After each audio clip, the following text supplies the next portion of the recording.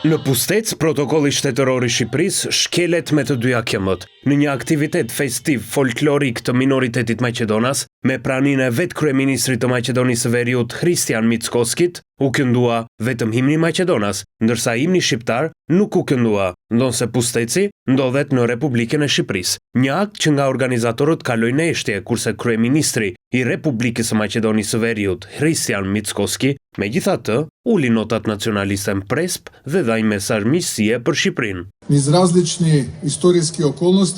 Nga ky vend dërgojmë një mesazh respekti dhe miqësie ndaj Republikës së Shqipërisë dhe ndaj të gjithë njerëzve me të cilët maqedonasit këtu ndajnë jetën e përditshme, sepse miqësia e vërtet mes popujve nuk ndërtohet duke fshirë dallimet, por duke i respektuar ato.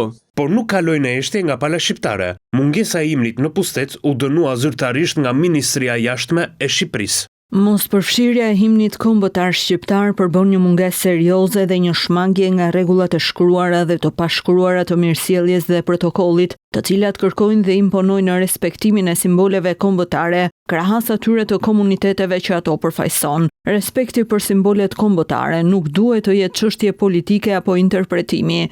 Bashkia e Pustecit me në krye Pali Kolevskin gjithashtu janë distancuar nga akti duke kërkuar edhe falje. Sipas kryebashkiakut të Pustecit, mungesa e himnit shqiptar nuk u prit mirë as nga kryeministri i Republikës së Maqedonisë së Veriut Mickoski, i cili nuk kishte dieni. Festivali folklorik në Pustec u organizatua nga shoqata VMRO Shqipëri me kryetar Edmond Themelkon, një ish kryebashkiak i Pustecit, por kjo nuk është hera e parë që shkelet protokolli shtetëror në Pustec dhe injorohen simbolet shqiptare, por tashmë ndodh shpesh, sa herë në minoritet zbarkon një kryeministër maqedonas.